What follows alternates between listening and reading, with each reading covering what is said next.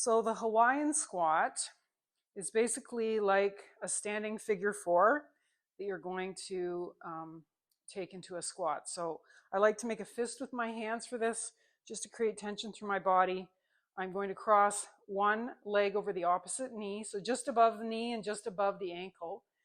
And then I'm going to think about sitting back with my hips, keeping my chest fairly tall, and really paying attention to where this knee is going. So the knee should be driving out over the outside two toes of your foot, or out the outside of your foot. You might wobble a little bit, but that's okay. So just sitting back like somebody's pulling, has a band around your hips and is pulling you backwards. You're going to try to sit down as low as you can and then come back up and work for reps. Now, if that's too hard, if you struggle with your balance, you can always use a post to really focus on the squat itself and not worry about the balance so much. So same thing, hand on the stair rail or whatever, and then sitting back and coming down as low as you can, and then coming up. Again, watching where that knee is going. So maybe 3 sets of 5 to 8 reps per side. So this next exercise, you could use a weight for this one, something a little heavier. It could be a kettlebell, could be a dumbbell, but I would try it without the weight first. So I call this a horse stance to a target. So you can do a horse stance just by itself, which is nice wide feet, so much wider than a regular squat. And then you're just going to sit down, sort of like that Jean-Claude Van Damme thing where he's like between two moving trucks, except he's out in a splits. You're not out in a splits, but you have your legs nice and wide. Again, thinking about where those knees are. So over your feet, not caving in at all. So wide knees, chest is up, sitting down as low as you can. And you can hold this for time. So you could be down here for 15 seconds, 30 seconds, 60 seconds and work just with time, or you could try to do with reps. So I have a little stool here. The height is dependent on how mobile or flexible you are, how strong you are. So this one works for me. This is a good height for me to aim toward. So I'm going to sit down. I'm going to look down just to make sure, but you want to keep your chest up. And then just lightly tap down on that stool or step, or you could put a couple yoga blocks together and then work for reps. So sinking down, nice light landing, and then pushing up. If you're going to use weight, say I have a dumbbell here, I could hold it like this. So vertically, the floor might get in the way, so we'll see. Depends on how low you can go.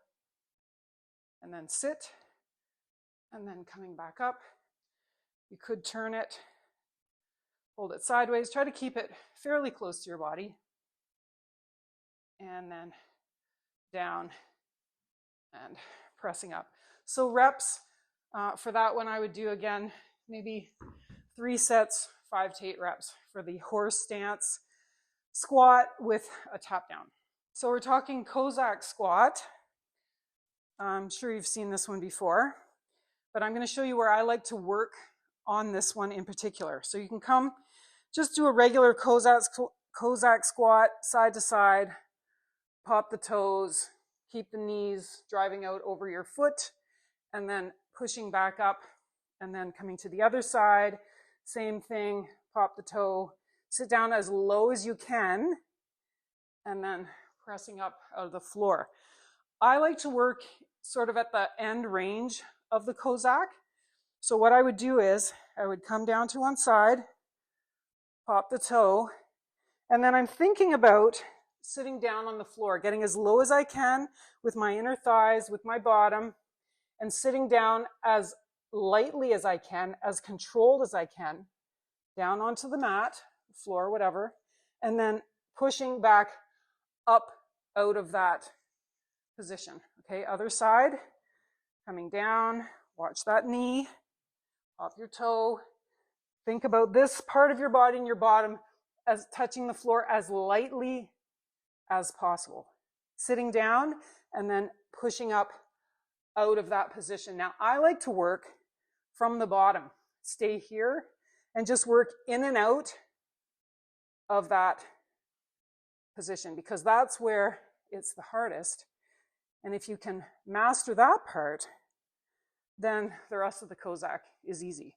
So it's getting up off the floor that's the hardest part. And you might have to use a little bit of momentum.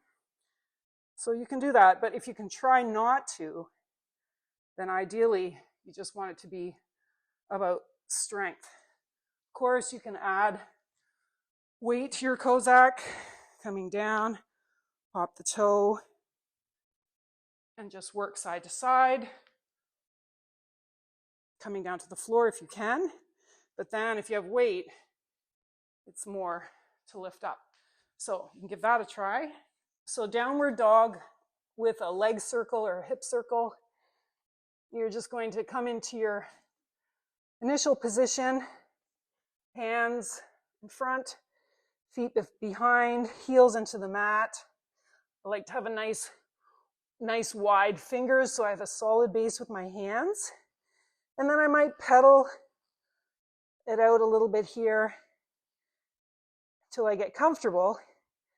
And then I'm going to work on that leg. So I'm going to take my left leg, take it up behind me as high as I can, coming around, make as big a circle as I can, and then back to my other foot, and then go the opposite way. So foot comes up and around, big circle, and down.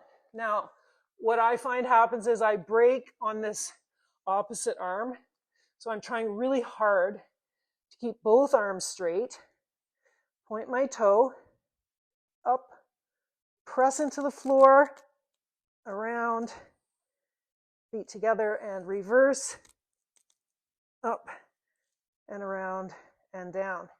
The other thing to think about is to try not to use momentum for this, if you can at all help it.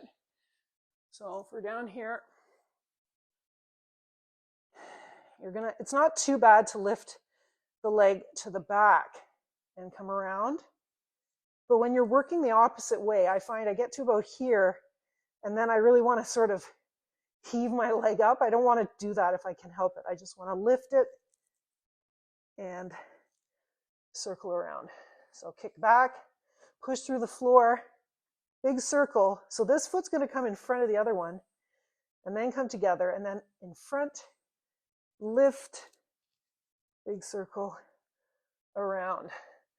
So you're fighting gravity for this one, depending on how heavy your legs are, how strong you are through the hips is going to determine how hard this exercise is for you. If you find it's not that hard, you can always add some ankle weights to that one. And I like to do that maybe for a few reps. Ideally for this, I would use a lighter ankle weight. I'd probably do 3 sets, maybe, 3 reps there and back each side. And then on the third round, or on the third set, I might have to take off the ankle weights if I'm getting tired. So that is a downward dog with a leg or a hip circle. So I'm sure you have seen the 90-90 hip mobility exercise before. I'm going to just bring a weight beside me because I'm going to use that in a minute.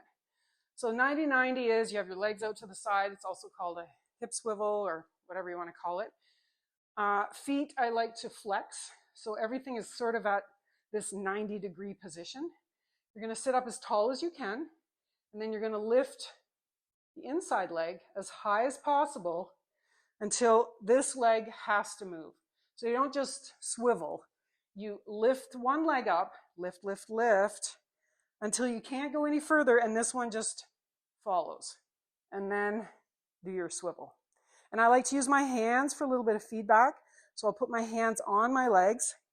Pay attention to this one because I don't want to lift it up, opening up until I can't go any further, and then slowly swivel to the opposite side. Now, if that's too hard for you, you might have to put your hands behind you, and that's an option.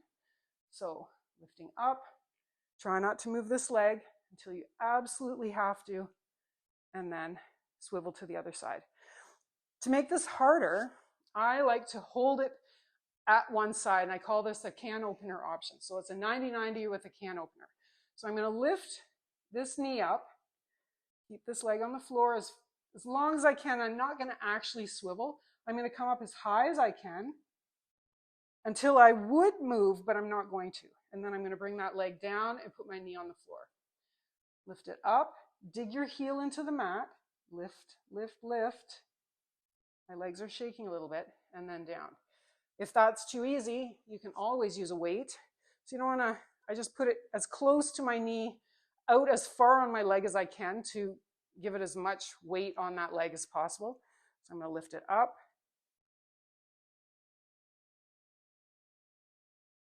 And then it comes down. So it's not super hard with the weight, but it's just that added, a little extra effort that you're going to feel right in through the hips. So lift.